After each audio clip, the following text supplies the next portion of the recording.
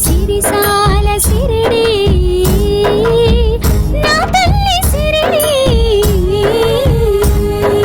నీకు వందనం నీకు వందనం షిరిడి పుడమి నీకు వందనం. ఓం సాయిరామ్. సాయి టీవీ ప్రేక్షకులకు షిరిడి సిరులు కార్యక్రమానికి స్వాగతం. సాయి భగవానుడు 60 సంవత్సరాల పాటు మానవ దేహంతో షిరిడీలో సంచరించి ఆచరించి చూపిన ప్రతి పని కూడా సాయి భక్తులకు అపురూపమే. అందులోనూ సాయినాథుని దినచర్యలో తన జీవిత పర్యంతం కొనసాగించిన సాయి భిక్ష నిజంగా ఎంతో అర్థవంతమైంది. తన భక్తుల పాపాలను కర్మలను తొలగించే మార్గం ఒకవైపు ఉండగా, భిక్ష ద్వారా గృహస్థులకు బోధించిన అంతరార్థం ఎంతో విశిష్టమైంది. మరి సాయినాథుడు భిక్ష చేసిన భిక్షా గృహాల గురించి ఇవాల్టి షిరిడి సిర్లలో తెలుసుకుందాం. ఇక సాయి భిక్ష చేసిన 3వ ఇల్లు బయ్యాజీ అప్పా కోతే పాటిల్ది. సాయి కుటీర్ అని తన ఇంటికి పేరు పెట్టుకున్నాడు. బయ్యాజీ ధనవంతుడు, బీర్గాంకు శిస్తు వసూలు అధికారి. బయ్యాజీ 11 సంవత్సరాల చిన్న వయసు నుండే సాయిని నిండు హృదయంతో అనన్యంగా సేవించాడు. సాయి బయ్యాజీకి 14 సంవత్సరాల పాటు నిత్యము 4 రూపాయలు ఇచ్చేవారు. వారి మహాసమాధి రోజున కూడా ఇచ్చారు. ఆయన తామిచ్చే డబ్బు ఎవరికి దానంగా కానీ అరువుగా కానీ ఇవ్వవద్దని చెబుతూ, దీనిని నువ్వు తినవద్దు, ఎవరికీ ఇవ్వవద్దు అని చెబుతారు. బాబా ఇచ్చిన ధనం జాగ్రత్త చేసి బయ్యాజీ అప్పా కోతే పాటిల్ 84 ఎకరాల భూమిని కొంటాడు. బాబా సలహా పాటించి ఏ పంట వేయమంటే అదే వేసేవాడు. ఫలితంగా ఎంతో ధనవంతుడయ్యాడు. బాబా సాంగత్యంలో బయ్యాజీ అప్పా కోతే పాటిల్ ఎంతో ఉత్తమ సంస్కారాలు అలవర్చుకున్నాడు. 1913లో 70 ఏళ్ల అతని తండ్రికి పక్షవాతం వచ్చింది. అతడు తన తండ్రిని కాపాడమని ప్రార్థిస్తూ సాయిని ఊది అడుగుతాడు. నేను ఊది ఇవ్వను అంటారు సాయి. అతడి తండ్రి ఆ రోజు నుండి 3వ రోజున ఏకాదశి రోజు మరణిస్తాడు. అయితే బయ్యాజీ అప్పా కోతే పాటిల్ బాబా తన తండ్రిని కాపాడలేదు అని ఏమాత్రం బాధను కానీ ఆక్రోశాన్ని కానీ వెలిబుచ్చడు. సాయి పట్ల అతని భక్తి విశ్వాసాలు చెక్కుచెదరవు. తండ్రి చనిపోయిన మరుసటి రోజే పితృశోకం కూడా మరచి ఎప్పటిలాగానే మసీదుకు వెళ్ళి సాయికి పాదాలొత్తి సేవ చేశాడు. అందుకే సాయికి ఎంతో ప్రీతి పాత్రులలో ఒకడయ్యే అదృష్టం బయ్యాజీకి లభించింది. సుమారు 6 దశాబ్దాల పాటు అహర్నిశలు తమ పాంచభౌతిక శరీరం ద్వారా అవతార కార్యం కొనసాగించిన సాయి తమ శరీరాన్ని విడిచే సమయంలో మసీదులో ఉన్న భక్తులను భోజనాలు చేయమని ఇళ్లకు పంపించేశారు. కానీ బయ్యాజీ సరిగ్గా బాబా దేహత్యాగ సమయానికి బాబా చెంతనే ఉన్నాడు. నాకిక్కడ ఏమీ బాగాలేదు, ఆ దగదీవాడాకు నన్ను తీసుకుపోండి, నాకు అక్కడ సుఖంగా ఉంటుంది అంటూ బాబా లక్ష్మీబాయికి 9 రూపాయి నాణాలిచ్చారు. తర్వాత బయ్యాజీ వైపుకు ఒరిగి కన్ను మూశారు. ఈ సాయి కుటీర్ చావడి నుంచి తూర్పు దిశగా ఎడమవైపు సందులో నరసింహ లాడ్జి వెనక ఉంది. బాబా భిక్షకు వెళ్తుండగా తీసిన ఫోటో ఈ ఇంటి ప్రాంతంలోనిదే. వామన్ గోండ్కర్ ఇంటికి బయ్యాజీ ఇంటికి మధ్యలో ఒక చిన్న మిట్ట ఉండేది. సాయి అక్కడ కొంతసేపు నిలబడి పక్షులకు ఆహారాన్ని తినిపించేవారు. పక్షులు దాహం తీర్చుకోవడానికి వీలుగా బాబా చిన్న గుంటను నీటితో నింపేవారు. అందుకు సంకేతంగా ప్రస్తుతం ఈ ఇంటి ముందు సాయినాథుని పాదుకలు పాలరాతిలో చెక్కించి ప్రతిష్ఠించారు. బాయిజాబాయి కోతే పాటిల్ ఈ ఇల్లు సాయి కుటీర్ పక్కనే ఉంది. ధనికుడు భూస్వామి అయిన గణపతి కోతే పాటిల్ భార్య బాయిజాబాయి కోతే పాటిల్ తాత్యాకు తల్లి. అందరూ సాయి యొక్క దివ్య లీలలు చూశాక ఆయన మహాత్ముడని గుర్తించి సాయి వద్దకు చేరారు. కానీ ఈమె సాయి షిరిడీ వచ్చిన తొలి రోజులలోనే బాబా దివ్యత్వాన్ని గ్రహించి అనన్యంగా సేవించిన ఉత్తమ ఇల్లాలు. నియమంగా నిత్యము భోజనం ఒక బుట్టలో పెట్టుకొని బాబా ఎక్కడ ఉన్నా వెతికి సాయికి భోజనం పెట్టి కానీ తాను ఏమీ తినేది కాదు. ఒక్కొక్కసారి ముళ్ళు పొదలు లెక్క చేయకుండా చిట్టడులలో కూడా బాబా కోసం వెతకవలసి వచ్చేది. బాబా ఏకాంతంగా ధ్యానంలో కూర్చొని ఉంటే వారి ముందు ఆకు వేసి వడ్డించి కలిపి బిడ్డకు తినిపించినట్లే తినిపించేది. బాయిజాబాయి శ్రమ చూడలేక కాబోలు కొన్నాళ్లకు సాయి తిరగడం మానివేసి మసీదులోనే ఉండసాగారు. అప్పటి నుంచి ఆమెకు బాబాను వెతికే శ్రమ తప్పింది. ఈమె నాకు 7 జన్మల నుంచి సోదరి అనేవారు బాబా. ఒకసారి బాయిజాబాయిని నీకు సంపద కావాలా లేక వంశాభివృద్ధి కావాలా అని అడుగుతారు శ్రీ సాయి. ఆమె తడుముకోకుండా వంశాభివృద్ధి కోరింది. అంతవరకు ఆమె కుమారుడు తాత్యాకు సంతానం లేదు. ఆ తర్వాత అతనికి 3 కుమారులు 2 కుమార్తెలు జన్మించారు. బాబా ఆమె చేసిన సేవను ఎన్నడూ మరవక ఆమెను ఆమె బిడ్డడైన తాత్యాను కంటికి రెప్పలా కాపాడుతూ ఉండేవారు. ఆఖరుకు తాత్య ప్రాణం కాపాడ్డానికి తమ ప్రాణాన్నే అర్పించారు బాబా అని అంటారు భక్తులు. బయ్యాజీ తాత్యాల ఇళ్ల నుంచి భిక్ష స్వీకరించిన తర్వాత సాయి తాజింఖాన్ దర్గా మార్గంలో నందరాం మార్వాడి ఇంటికి వెళ్ళి తర్వాత మసీదుకు వెళ్ళేవారు. నందరాం మార్వాడి ఇల్లు ద్వారకామాయికి దగ్గరగానే ఉన్నప్పటికీ ఈ ఇంటికి బాబా ఆఖరుగా భిక్షకు వెళ్ళేవారు. నందరాం మార్వాడి వంశస్థులు వడ్డీ వ్యాపారం చేసేవారు. చేసేది వడ్డీ వ్యాపారమే కానీ ఎంతో దయార్థ హృదయంతో ఉండేవారు. నందరాం మార్వాడి కుటుంబాన్ని సాయి ఎంతో ప్రేమించేవారు. ఇతని భార్యకు నత్తి, మరాఠీలో భోపిడి అంటే నత్తి. బాబా నందరాం మార్వాడి ఇంటి ముందు నిల్చొని ఒక్కొక్కప్పుడు ఓ భోపిడి బాయ్ భిక్షాదే అని పిలిచేవారు. ఆమె భిక్ష తేవడం ఆలస్యమైతే తిట్టేవారు. కానీ వాటన్నింటినీ నందరాం కుటుంబంలోని వారు ఆశీస్సులుగా తలచేవారు.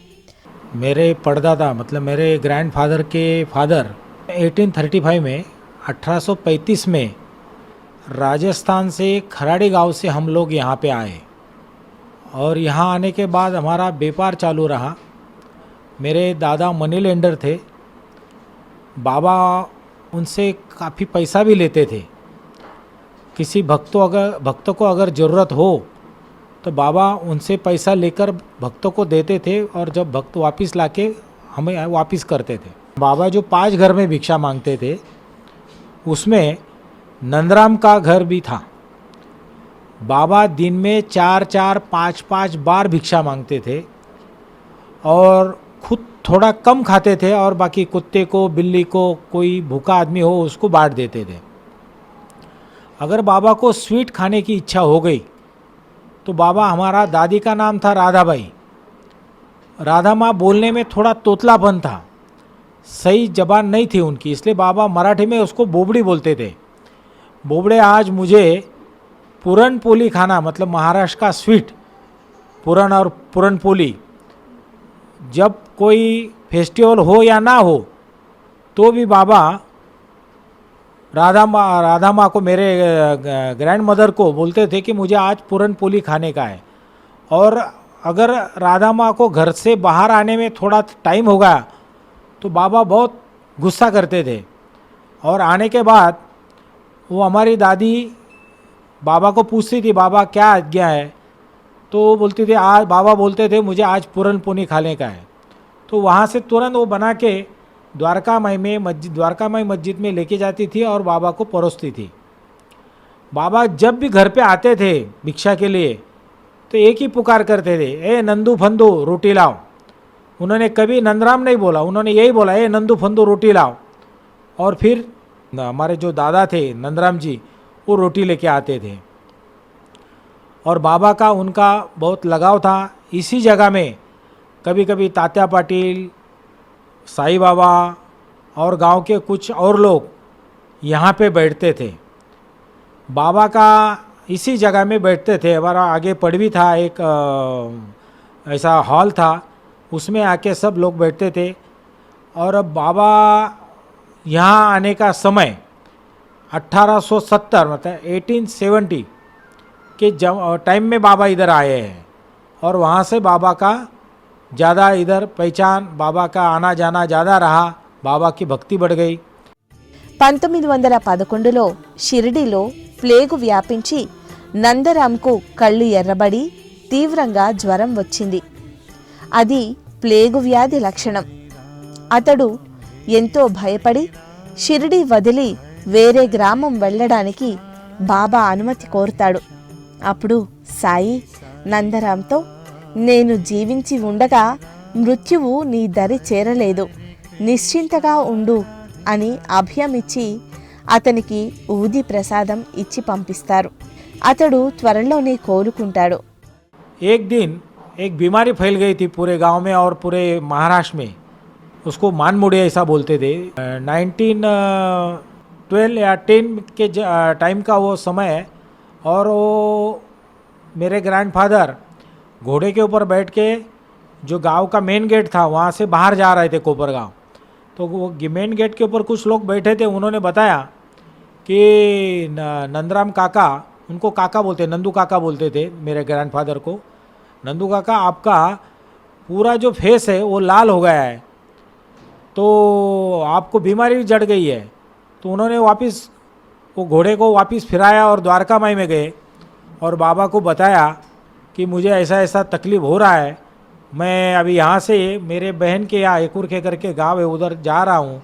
तो बाबा ने कहा नंदू किधर भी जाने का नहीं, इधर ही रुकने का, पहले मैं जाऊँगा तू बाद में तू जाएगा, तू मरेगा नहीं, पहले मैं जाऊँगा तू बाद में जाएगा। ऐसा करके अपने खिसे से शक्कर निकाला और शक्कर निकाल के नंदराम को दिया।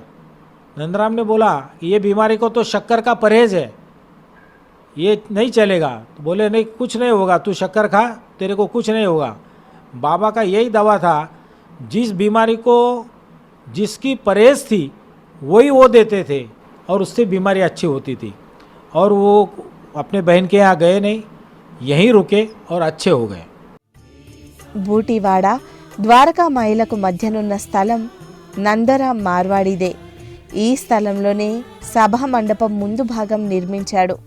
ఇతరుల నుండి ఏమీ ఆశించక ఇతరులకు సాధ్యమైనంత సేవ చేయడం నందూరాం మార్వాడి నైజం. షిరిడీలో మారుతి, గణపతి మందిరాలకు మరమ్మతులు కూడా చేయించాడు ఈ మహాభక్తుడు. అక్టోబర్ 13, 1946న బాబాలో ఐక్యమయ్యాడు. నందూరాం మార్వాడి ఇల్లు ద్వారకామాయి, గురుస్థాన్ మధ్య ఉన్న వీధిలో ఉంటుంది. దీని వెనకాల ప్రస్తుతం మద్రాస్ హోటల్ ఉంది. ఈ ఇంటిని కొంత భాగం వసతి గృహంగా మార్పు చేసి నందరాం వంశస్థులు మిగిలిన భాగంలో ఉంటున్నారు.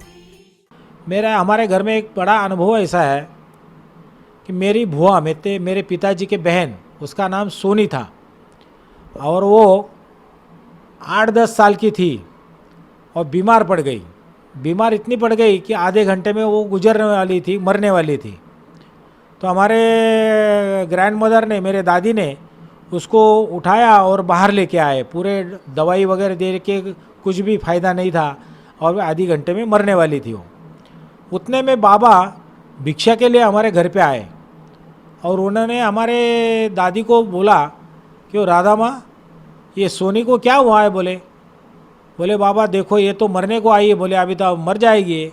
अरे कैसे? बाबा ने बोला ये कैसे मरेगी, बड़ी होंगी, शादी होंगी, बाल बच्चे होंगे, ये बिल्कुल नहीं मरेगी।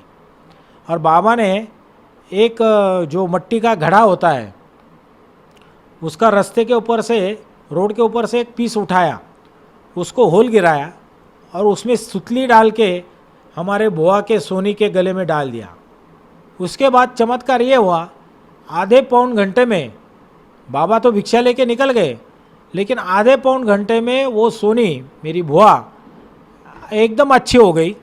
शादी की उम्र होने के बाद शादी हो गई, उसको बाल बच्चे हो गए और उनका सब अच्छा हुआ। ये हमारे परिवार का बहुत बड़ा अनुभव है। 1900 मतलब 1900 में मेरा पिताजी का जन्म हुआ था और बाबा के ज़माने तक 18 साल तक बाबा का उनको सहवास मिला। मेरे पिताजी को बाबा बहुत प्यार करते थे, मेरे बुआ को बहुत प्यार करते थे। जब छोटे बच्चे थे ये लोग, मेरे पिताजी मेरी बुआ, तो हमेशा बाबा के इर्द गिर्द रहते थे।